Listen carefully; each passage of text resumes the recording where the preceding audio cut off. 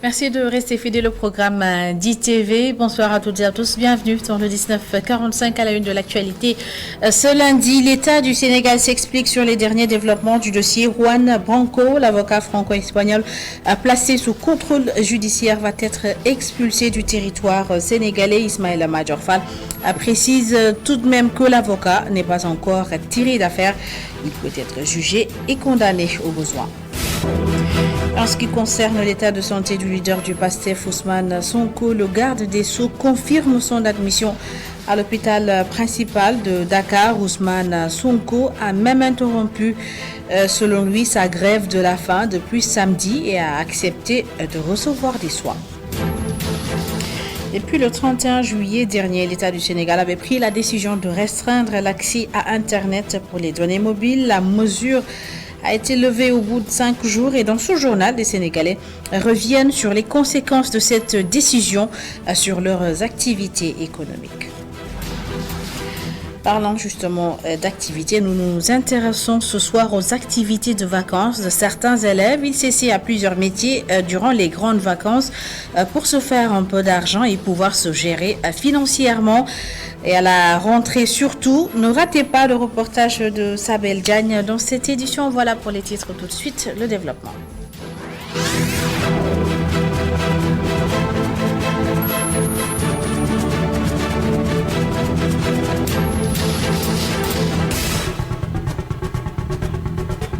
Vous le disiez tout de suite, le ministre de la Justice a apporté des précisions sur l'arrestation de l'avocat franco-espagnol d'Ousmane Sonko, Juan Branco. D'après lui, l'avocat qui est entré de façon irrégulière dans le territoire sénégalais a été arrêté sur la base d'un mandat international. Il a donc été libéré et placé sous contrôle judiciaire et toujours selon Ismaïla Madior Fall, il peut être jugé et condamné au besoin. Le compte rendu de ce face-à-face à la presse entre Ismaïla Madior Fall et la presse à suivre dans quelques instants. Je vous le disais tout à l'heure également en ce qui concerne l'état de santé du leader du PASTEF, Ousmane Sonko. Ismaïla Madior Fall a également apporté quelques précisions. Selon lui, le maire de Ziguinchor, qui a interrompu sa grève de la faim depuis samedi, a été admis à l'hôpital principal de Dakar. Je vous propose de l'écouter. Il ne mange pas, mais il boit.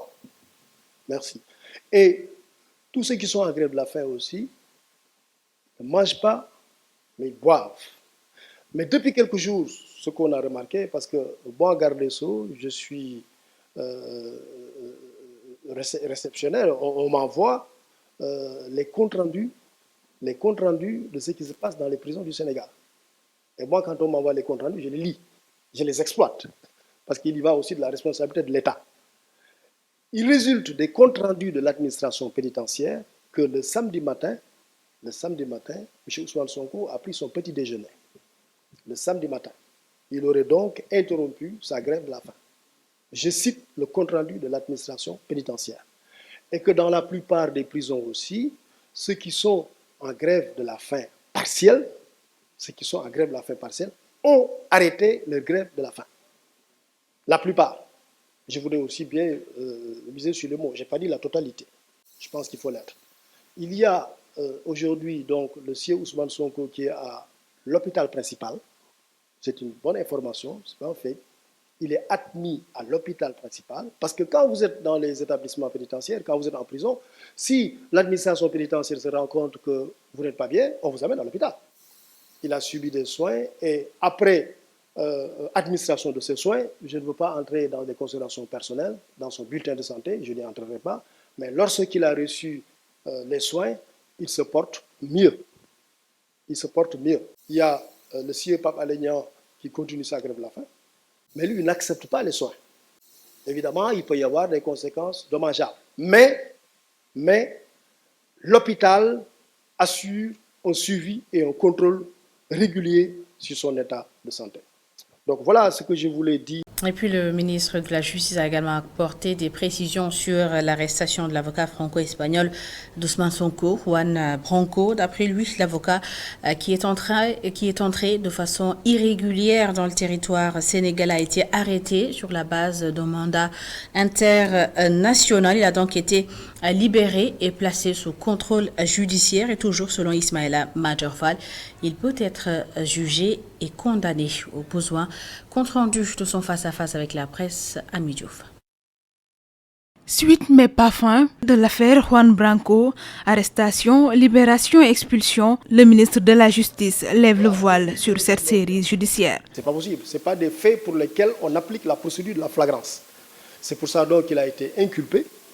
On aurait pu le mettre sous mandat de dépôt pendant des années, mais l'option du juge d'instruction, ce n'est pas le parquet, ce n'est pas le procureur.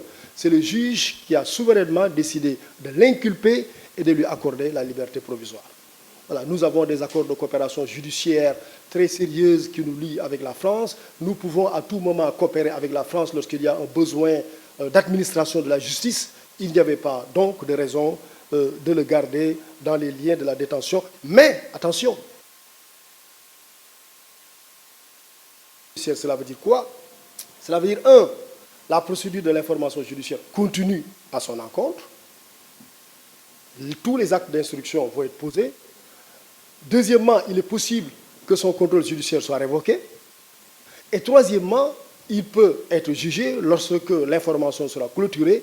Il peut faire l'objet d'un renvoi devant une juridiction de jugement et être jugé. Un avocat sénégalais a même aidé Maître Branco à entrer irrégulièrement sur le territoire sénégalais. La robe noire est poursuivie pour association de malfaiteurs, mais Maître Babacar Ndiaye bénéficie actuellement d'une liberté provisoire. Cet avocat lui a prêté main forte. Il l'a aidé d'après les indices que nous avons. Je ne le déclare pas coupable, mais j'ai dit d'après les indices que nous avons, il l'aurait aidé et c'est ça qui justifie que cet avocat soit arrêté pour les besoins simplement de l'enquête. Et le procureur général a bien envoyé une lettre au bâtonnier de l'ordre des avocats pour l'informer de sa décision de poursuivre Maître Babacar Ndiaye pour les indices graves et concordants à son encontre. Donc, aucun problème du point de vue de la régularité de la procédure d'arrestation de l'avocat. Il est en garde à vue, mais le procureur général vient de m'appeler tout de suite pour me dire que l'avocat aussi, à l'instar de son confrère parisien, bénéficie d'une liberté provisoire. Donc lui aussi, l'avocat, il a bénéficié d'une liberté provisoire, son affaire est en instruction et il est sous contrôle judiciaire. L'avocat franco-espagnol libéré pendant que d'autres qui ont commis des infractions sont en prison. Le garde des Sceaux clarifie la situation. Et ensuite, le plus important, c'est quoi? C'est d'exécuter le mandat d'arrêt international. Vous savez, le but du jeu, ce n'est pas de mettre les gens en prison, de les torturer. Non. Le but du jeu, c'est juste le jeu de la loi, le jeu de l'état de droit, qu'on applique la loi. En revanche, il y a des questions plus compliquées dès lors que ça concerne aux juges d'instruction. Parce que les juges d'instruction ne sont pas sous l'autorité du ministre de la Justice.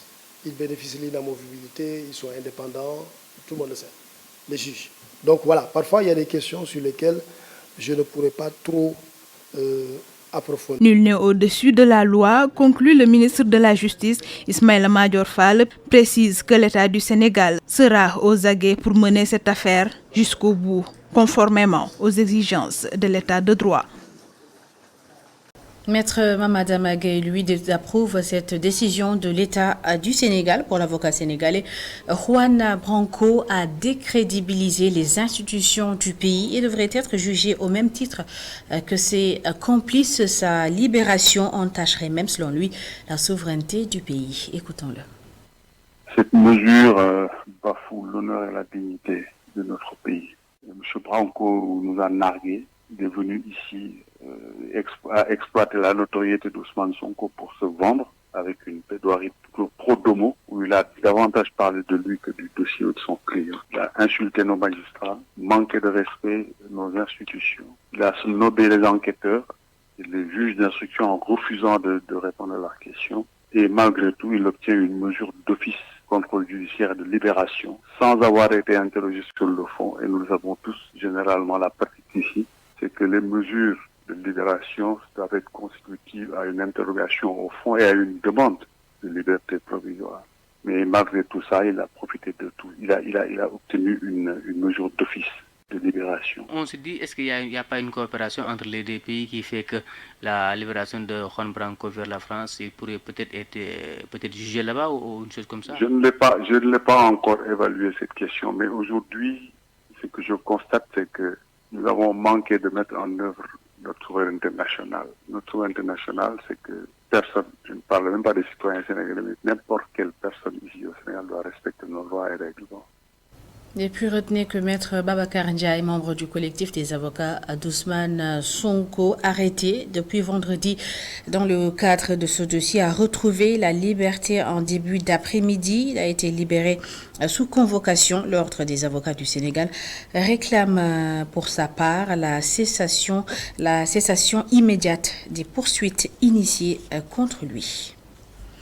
Je veux l'annoncer dans les titres. Après 5 jours de restrictions sur les données mobiles, le ministère de la Communication a levé la limitation de l'accès à Internet pour les données mobiles, une mesure qui a eu d'importantes conséquences économiques sur certaines activités. Des travailleurs ayant subi justement les effets négatifs de cette mesure se sont confiés dans ce reportage d'Abdourahmane Ly. Malick Gueye vient de retirer une somme d'argent à partir de ce multiservice. Ce qu'il avait du mal à faire pendant la période de restriction des données mobiles. Très difficilement. Lorsqu'on est dehors, ce n'est pas possible. Donc il faut nécessairement trouver un point pour pouvoir faire un transfert, pouvoir faire une opération financière. Il s'active dans la technologie, spécifiquement dans le domaine de la mobilité. Ses activités étaient au point mort pendant 5 jours. Donc pendant toute la semaine, on n'a pas pu travailler parce que notre application utilise en fait les données mobiles. Au-delà de ça, on est dans un monde aujourd'hui où on ne restreint pas les données mobiles, on ne restreint pas Internet en fait, quelle que soit la situation, parce que c'est ce qui permet, d'un point de vue de la sécurité, de pouvoir avertir nos proches qui sont dans des situations pareilles. Et voilà, on est coupé du reste du monde, quoi. Rokhaya Samb, elle, était coupée du reste de ses collègues. En tant qu'ingénieur en génie civil, elle explique comment la restriction des données mobiles a impacté la mise en œuvre de leur projet. Parce que, étant donné que tu es sur le terrain et des fois il y a nos supérieurs qui se trouvent au bureau, donc pour ce qui s'agit du partage des plans ou bien des données, ou également quand il s'agit d'envoyer des rapports, nous avions également beaucoup de problèmes. Donc ce qui veut dire qu'il y avait à peu près une rupture de la circulation des informations dont on avait besoin pour travailler. Donc j'avoue quand même que ça nous a handicapé pas mal. Limite, ça crée même des retards par rapport à la réalisation de nos projets. Dans ce multiservice, Demba Diao nous consacre une partie de son précieux temps qui est normalement réservé à ses clients. Lui, qui a installé un Wi-Fi dans son établissement, nous livre sa vision selon laquelle le malheur des uns fait le bonheur des autres. Puisque les clients utilisent les données mobiles et que nous utilisons le Wi-Fi. Certains ont des problèmes de faire le transfert CESE. Ils sont obligés de se déplacer pour venir faire le transfert. Certains se connectent, même au niveau des impressions, ils ne sont pas connectés au niveau des transferts. Donc nous, on utilise le Wi-Fi pour leur faciliter les tâches. Une tâche difficile pour la majorité qui ne souhaite plus revivre l'expérience. Parlons à présent de gestion du foncier à Kaolack. La Fédération nationale des femmes du monde rural réclame l'organisation des assises du foncier et de l'agriculture. Selon la présidente de cette fédération, l'accès au foncier pour les femmes du monde rural est un frein à leur activité. Écoutons Aïda Ndjouk Mbaye, elle est avec Sekou Diallo et Astombaye. J'avais toujours demandé au président Macky Sall d'organiser les assises de l'agriculture et du foncier. Parce que nous avons des problèmes concernant le foncier et l'agriculture aussi. Les semences, les intrants et les engrais. Donc le jour que ces assises-là seront organisées, ça va permettre à l'État et aux Sénégalais de régler une bonne fois pour tout le problème de l'agriculture et du foncier. Parce que nous avons des problèmes concernant le foncier. On nous loue les terres à 75 francs l'hectare ou à 100 000 francs. Vous voyez, une fois que vous voulez la terre à 75 hectares et que tu achètes le 100 kg à 110 000 francs, l'engrais n'est pas encore là. Vous n'avez pas de tracteur, vous n'avez pas de semoir. Est-ce que vous allez payer la dette là que vous avez empruntée à la banque? Non, vous ne payerez jamais cette dette. Ce qui règle le problème, c'est d'organiser les assises de l'agriculture et du foncier. Une fois que ces assises s'organisent, tout le problème de l'agriculture et du foncier sera réglé une bonne fois pour toutes dans le pays. À partir de ce lundi 7 août et jusqu'à demain, à mardi, se tient à Dakar la première édition du dialogue territorial, une occasion pour les élus d'échanger sur les grandes orientations du gouvernement en matière de décentralisation, mais surtout de les familiariser avec certains programmes et projets. Là-dessus, voici les explications du ministre des collectivités territoriales. Il est au micro de Nyanya Dioufnia. Nous avons voulu installer entre les différentes journées nationales annuelles de décentralisation, nous avons voulu installer des rencontres de ce genre, donc des rencontres de dialogue territorial de gestion. Ces rencontres sont essentielles pour que les acteurs puissent discuter sur les différents projets et pour que ces acteurs également au niveau territorial, comme l'a stipulé, comme l'a initié, comme l'a recommandé le président de la République, allez-y à l'écoute des acteurs territoriaux, allez-y à la base, pour qu'en définitive, toutes les politiques qu'on est en train d'installer au Sénégal et dans notre ministère, qu'on puisse les voir, les sentir et les vivre au niveau de la base. Donc nos communes et nos agglomérations seront accompagnées, toutes les communes du Sénégal pourraient être accompagnées. Alors nous démarrons. Des partenaires vont mettre également beaucoup d'argent là-dedans. Le PACASEN urbain, il y a eu 130 milliards déjà. Et ce PACASEN rural, quand il va atteindre sa vitesse de croisière, c'est plusieurs centaines de milliards pour que chaque collectivité puisse avoir un montant qui lui permet de faire d'une manière déconcentrée et indépendante de réaliser ses projets. Aujourd'hui, 100 milliards sont transférés au niveau des collectivités. Compte non tenu du Promoville, compte tenu de l'AGETIP, compte tenu du PIMA. Donc tous ces projets, le PUDC, interviennent réellement dans nos territoires. Alors il faut capitaliser tout ça pour pouvoir indexer ce que le président a décidé de transférer vers les collectivités, l'indexer au niveau de la TVA. Élection présidentielle de février 2024, le parti Awalé se lance à la quête de parrain pour son candidat. L'objectif pour les partisans du docteur Abdourahmane Diouf est de réunir les parrains nécessaires et la caution avant son investiture officielle prévue au mois d'octobre prochain. Écoutons les explications du docteur Abdourahmane Diouf. Et nous avons pris conscience, et je pense que c'est la nouvelle la plus importante de la journée pour le candidat Abdourahmane Diouf, que nous allons à une élection à 3 tours. Le deuxième tour, tout le monde sait ce que c'est. Le premier tour classique, tout le monde sait ce que c'est. Mais nous avons un premier tour qui est le parrainage. Et puisque nous sommes des gens extrêmement lucides et organisés, en plus d'être méthodiques, nous avons fait le focus sur la question. Et nous allons organiser ce parrainage comme d'autres candidats qui ont le nombre de députés requis et qui sont sûrs d'être à l'élection présidentielle. Nous allons organiser ce parrainage comme le premier tour de notre élection présidentielle. Nous allons aller à la rencontre des Sénégalais où qu'ils se trouvent. Nous allons faire le tour du Sénégal pour récolter le nombre de parrainages requis. Maintenant, nous n'avons pas de préoccupation particulière par rapport à ça. Nous sommes très bien organisés, nous en avons l'expérience. Mais nous pensons que c'est une excellente opportunité de rencontrer les Sénégalais pour leur demander leur parrainage. Donc tenez-vous prêts, le candidat Abdourahmane Diouf va venir vous rendre visite. Et en même temps aussi, cela nous permettra de discuter avec eux de leurs difficultés dans la vie quotidienne pour alimenter notre programme qui sera normalement dévoilé vers la fin du mois d'octobre. L'objectif, c'est que quand on va faire notre congrès d'investiture national le 29 octobre à Rufisque, qu'on ait en même temps le congrès national, les parrainages, la caution et le programme tout réunis. Travailler, c'est l'activité principale de certains élèves en cette période de grandes vacances, de petits métiers qui leur permettent de subvenir à leurs besoins durant ces vacances, mais surtout de faciliter la tâche aux parents durant la rentrée. Sabel Olivia Diagne. Trouvé en plein travail avec ses outils à la main, ce mécanicien est prêt à accueillir son réserve durant les vacances des élèves qui veulent apprendre son métier. À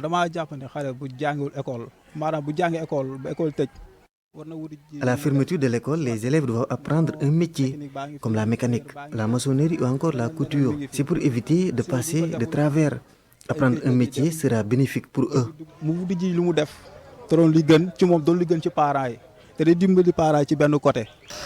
Ce menuisier métallique pense qu'un enfant doit apprendre un métier pour éviter de tomber dans des travers. Les élèves se font rares dans les ateliers. Ils ne sont pas sérieux dans le travail. Pourtant, ces métiers peuvent beaucoup les aider.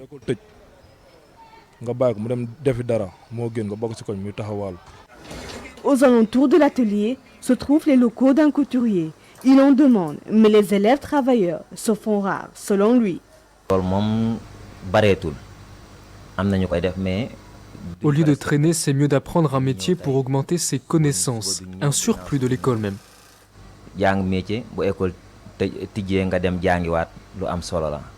Avec les fermetures des classes, beaucoup d'élèves changent de casquette temporairement et se retrouvent dans les ateliers. Au bout de leur peine, ils espèrent avoir de quoi acheter des fournitures lorsque l'école va réouvrir ses portes. Allons à présent à Matam où Fouta Basketball Academy a lancé les activités de la deuxième édition du camp basketball. Cette deuxième édition sera marquée surtout par l'organisation de plusieurs activités citoyennes telles que le reboisement. Des délégations venues de Ndjoum et de Louga sont attendues. Explication de notre correspondant à Matam, Amadou Oumar Diallo. Des jeunes, garçons et filles, prêts à sauter, à mettre le ballon au fond du panier. À Matam, derrière le football, se positionne le basketball, une discipline sportive qui cherche à se faire un nom. C'est l'ouverture de la deuxième édition du camp de basketball dont l'initiative vient du Fouta Academic Basketball de Matam. Des activités de citoyenneté sont en vue. Le chef des services régional des sports, Ahmadou Ba, salue l'initiative portée par ces jeunes. Une initiative que nous soutenons et accompagnons, car au-delà de doter aux enfants des compétences liées à la pratique du basketball, effectivement, ce camp permet aux enfants d'acquérir des compétences également liées à la citoyenneté. Je veux dire que ce camp permet de cultiver la pratique de la citoyenneté chez les jeunes, notamment par des activités de haute portée civique, telles que le reboisement, des investissements humains essentiels. L'entraîneur de Fouta Academic Basket Club, Ibrahim Cham, étale le programme de cette deuxième édition. À part le basketball, on aura des activités à faire comme le thème du camp, c'est-à-dire le reboisement. On aura des reboisements à faire au niveau de l'estade même et aussi au niveau du poste santé, du marché public et au niveau du CEDEPS de Matam. On aura aussi d'autres activités sur les sensibilisations, des projections de films sur les violences basées sur le genre et aussi des visites que les jeunes vont faire au niveau de la ville et faire des sorties au niveau de l'hôtel Hayo. C'est juste leur permettre de savourer et aussi de se sentir au niveau du camp. Durant cette deuxième édition du camp de basketball, des jeunes de la région, ceux de Ndjoum et de Louga, séjourneront à Matam pour préparer le tournoi de l'amitié qui va se jouer à Podor en septembre prochain.